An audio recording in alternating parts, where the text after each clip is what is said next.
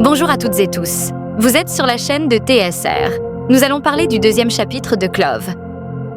Alors pour commencer l'analyse, il faut bien préciser que ce chapitre se passe, ou du moins se découpe en plusieurs morceaux. La première partie va parler de l'incident qui a eu lieu lors du premier tome.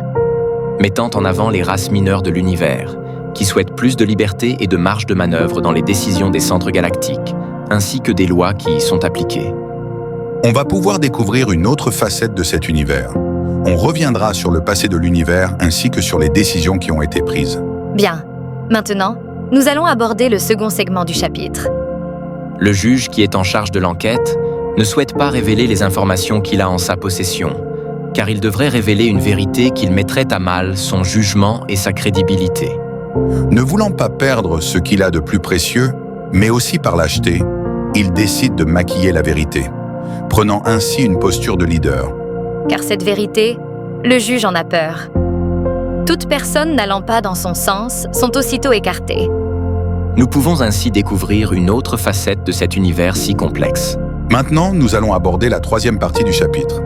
Dans un hangar, un vaisseau va partir pour transférer un prisonnier bien particulier. Le caméléon. Alors que le transfert se passe, un individu vient libérer l'homme. Lors de cette libération, la tension et la brutalité des attaques vont être au centre de cet acte sans nom. Car l'individu qui vient libérer le caméléon n'est rien d'autre que l'homme au masque fendu. Dans ce chapitre, on va pouvoir découvrir une version de cet univers qui ne cesse de s'assombrir. Nous ne pouvons que vous suggérer de découvrir ce chapitre qui commence à poser les bases de ce tome.